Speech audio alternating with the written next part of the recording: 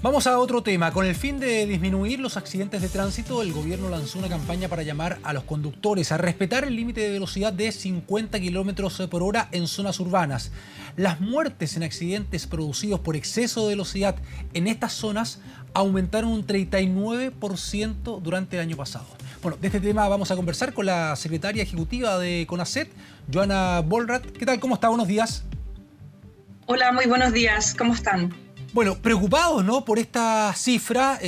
Hablamos de un aumento, un 39%, esto durante el año 2020. Esto influido por la pandemia, teniendo en cuenta que hubo menor flujo vehicular y en ese sentido de quienes transitaban en vehículos por las calles, unas calles prácticamente vacías, y ahí aumentaban el exceso de velocidad.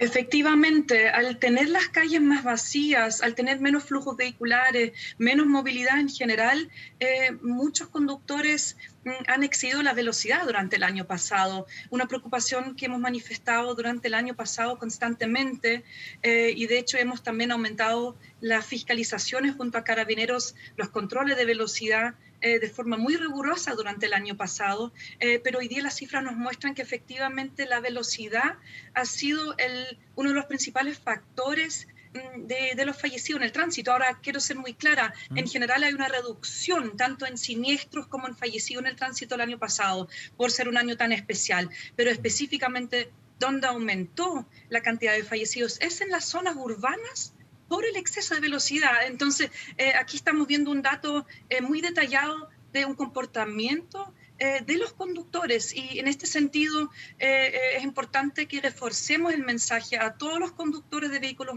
motorizados de que no se puede superar los 50 kilómetros por hora en las ciudades. La ley existe ya hace 2 años, recordemos que bajamos, ¿no es cierto?, de Exacto. 60 kilómetros por hora a 50, y específicamente el año pasado se concentraron muchos fallecidos por velocidad en las ciudades, por lo que estamos reforzando hoy día fuertemente el llamado y la fiscalización a respetar ese límite máximo.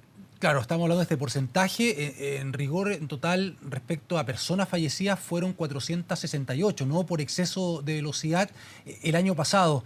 Tenían una estadística respecto a lo que había ocurrido en los últimos años, que esto había aumentado, ¿no?, con las muertes de accidente de tránsito, convirtiéndose en uno de los mayores índices, ¿no?, en el último tiempo de nuestro país con respecto a muertes.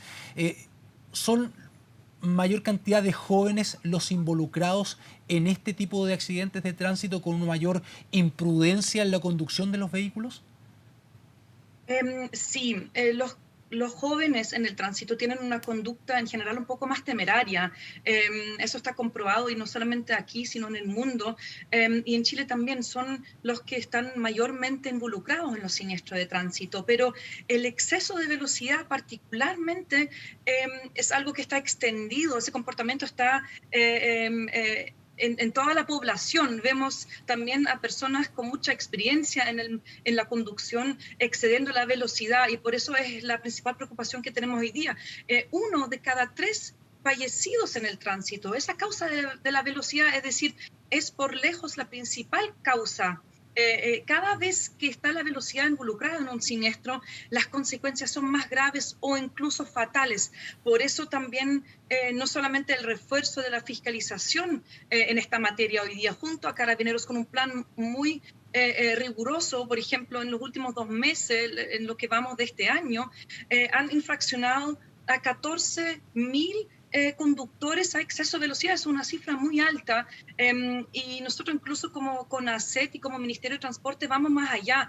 Estamos impulsando una ley que busque implementar un centro que controle automáticamente la velocidad, porque con Carabineros de Chile solamente somos capaces hoy día de detectar 3 de cada 10.000 de esos excesos de velocidad, por lo que es muy necesario y urgente tener un sistema de radares, de cámaras que controlen automáticamente la velocidad. Y este proyecto se encuentra ya en el Senado, es el CATI, y es muy necesario para poder bajar la cantidad de fallecidos que vemos lamentablemente por velocidad en nuestras calles. Teniendo en cuenta, ¿no?, las causas de estos accidentes de tránsito, exceso de velocidad, también consumo de alcohol. En ese sentido, cómo ha estado la cifra respecto a ese tema, a propósito de la ley Emilia, ¿no? Que endurece el castigo, las sanciones para quienes conduzcan bajo los efectos del alcohol. ¿Tenemos alguna cifra, un porcentaje, si eso efectivamente, por ejemplo, la ley Emilia ha ayudado, ha aportado a disminuir los accidentes de tránsito bajo ese tema? Efectivamente, sí. Si vemos el periodo desde el año 2012 en adelante, 2012 se hizo la ley de tolerancia cero y 2014 la ley Emilia, hoy día tenemos un 10% de los fallecidos en el tránsito a causa del alcohol. Ya. Antes fue el doble. Es decir, aquí se ve cómo funcionó una política pública con una ley que endureció las penas, que además se combinó con mucha fiscalización y con también mucha educación. Hoy día es mucho menos probable ver a alguien subiéndose a un auto con alcohol. Es una conducta un poco más sancionada por la misma sociedad, ¿no es cierto? No solamente por multas. Entonces aquí se ve un avance importante, no así con la velocidad, que sigue siendo una conducta muy bien vista. Las personas a veces se jactan por llegar en muy poco tiempo a su lugar de destino. Entonces aquí también buscamos algo similar, que con leyes más duras y con educación y por supuesto también con educación y concientización, lograr un cambio de conducta. Y eso justamente busca el CATI. El CATI ojalá no cobrara ninguna multa a las personas, sino ojalá generara un cambio de conducta en las personas. Por eso se van a señalizar estas cámaras de forma muy visible. Se van a señalizar, se va a avisar que hay zonas de control de velocidad para que las personas puedan bajar la velocidad, y de esa forma vamos a evitar accidentes y fallecidos en el tránsito. Claro, estamos hablando de causas detrás de los accidentes que claramente son la gran parte evitables, ¿no? Que tienen que ver con una conducta irresponsable de nosotros. Hablamos de exceso de velocidad, de consumo de alcohol también en la conducción. ¿Qué pasa con los peatones? También en algún momento se habló de una cifra importante de peatones atropellados, manifestándose que el mayor porcentaje era por la imprudencia del peatón y no del conductor. ¿Cómo se ha ido evaluando en el último tiempo esa situación? Bueno, primero contar que efectivamente en Chile tenemos una situación muy especial. Quienes más fallecen son los peatones, mucho más Mira, en proporción que ya, en otros países del mundo. Más del 30% de los fallecidos son los peatones. Es decir, el año pasado, a modo de ejemplo, ya, tuvimos más de 400 peatones atropellados.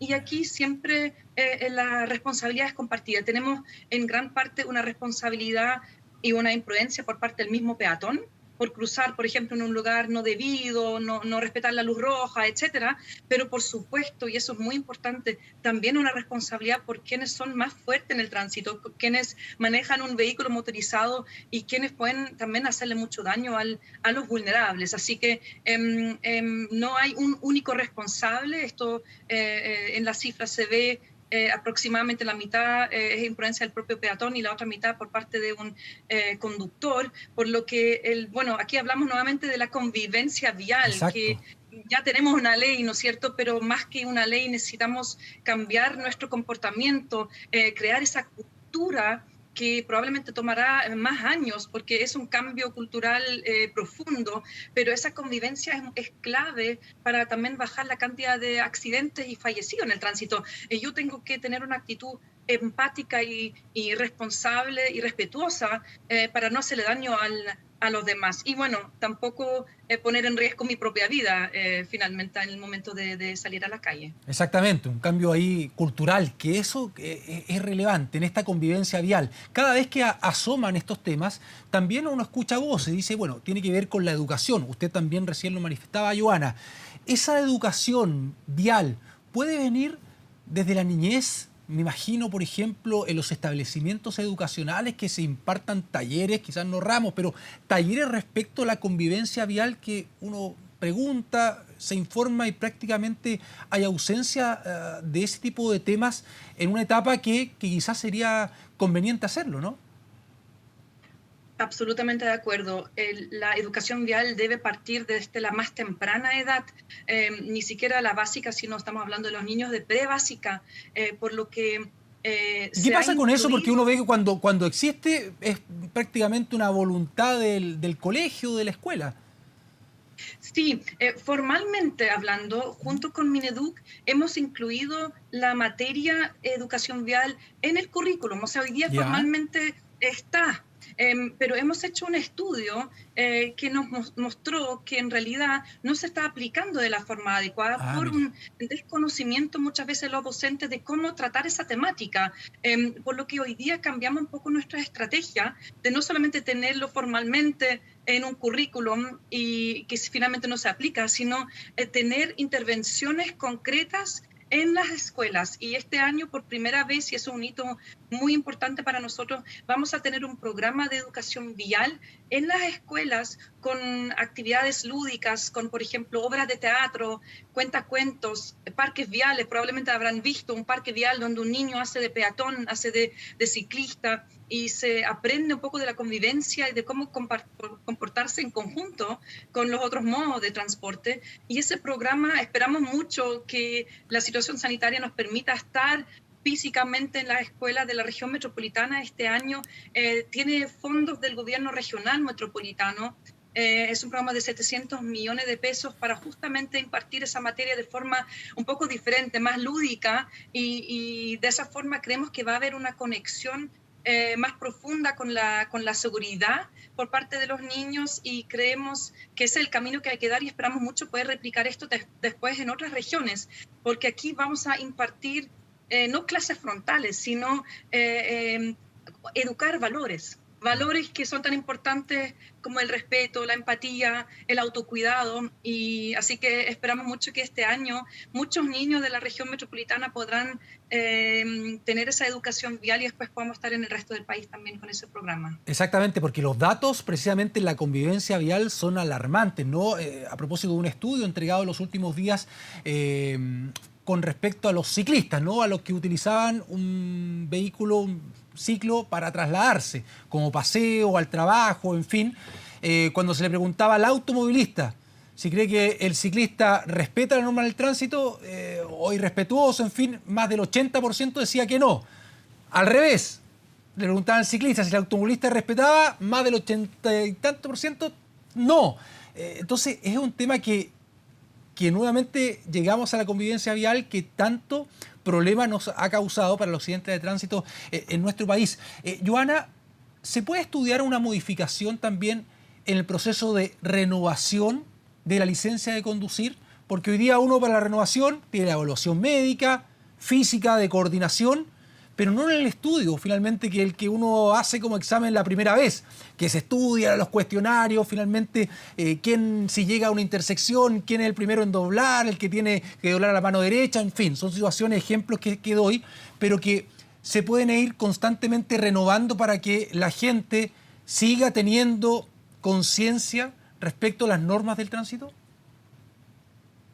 Estamos estudiando qué mejoras se podrían hacer a la renovación de la licencia, pero en estos últimos años hemos estado dedicados específicamente en mejorar los exámenes que deben rendir los conductores cuando se transforman en conductor, ¿no es cierto?, los exámenes teóricos, prácticos, y hemos realizado cambios importantes, una reforma profunda, se puede decir. Hoy ¿Ya? día tenemos un 40% de los conductores que reprueban su examen teórico, 40% de las personas que no cumplen con los requisitos para transformarse en un conductor. Entonces, nuestro foco en este tiempo ha sido más en el conductor novato, ya en mejorar la acreditación de los conductores, y ahora estamos estudiando cómo mejorar también la renovación, pero está comprobado que si dejamos instalado un sistema muy sólido de entregar la primera licencia con muchas exigencias al conductor,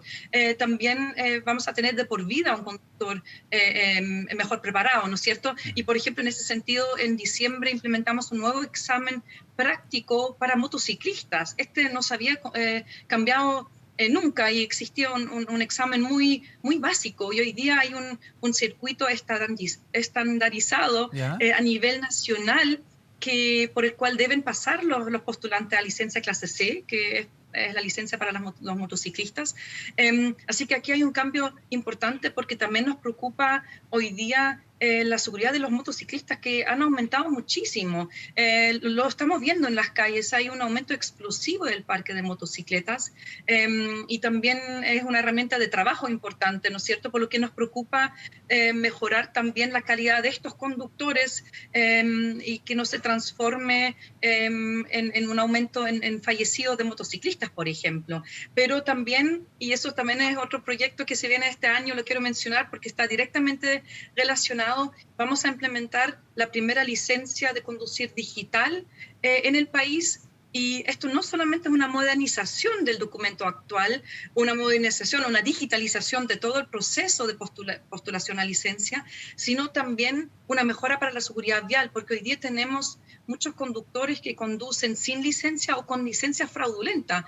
Eso es específicamente porque los exámenes son más exigentes y existe un incentivo a no rendir los exámenes y más bien comprar una licencia falsa. Y para hacernos cargo también de ese problema que afecta la seguridad de todas las personas en las calles, esta licencia digital va a ser un sistema tecnológico que va a tener la información del conductor constantemente en línea, para que el conductor pueda ser mejor fiscalizado y, bueno, también tiene muchos beneficios para el mismo usuario de la licencia digital en el futuro. Y eso a través del RUT, ¿no? Para quien no porte la licencia o sea una licencia fraudulenta. Será un documento digital, así como una aplicación en el celular, que todos conocemos las aplicaciones, y a través de un código QR o el mismo RUT se puede identificar cuál es el estado del conductor. Por ejemplo, si este conductor tiene una licencia suspendida, o si el conductor nunca pasó por sus exámenes, o si tiene algunas infracciones, por ejemplo. Todo esto se va a poder visualizar al instante, y entonces el documento físico ya no va a ser tan vulnerable, porque ya no va a existir, bueno, tengo que insistir, sí va a existir todavía en paralelo la licencia física para quienes no pueden sacar su licencia digital por temas tecnológicos, por ejemplo, pero va a ser un sistema tecnológico en las municipalidades que va a tener toda la información, la hoja de vida del conductor, ¿ya? Y va a quedar en línea, por lo que no solamente, insisto, no es una modernización solamente del Estado, es también una mejora en la seguridad vial para detectar a estos conductores fraudulentos. Sin duda, ahí aportando a la fiscalización. Bien, le queremos agradecer a la secretaria ejecutiva de CONACEP, Joana Bollrat, por este diálogo. Que tenga una jornada. Muchas gracias. Muchísimas gracias. Hasta luego. Hasta luego.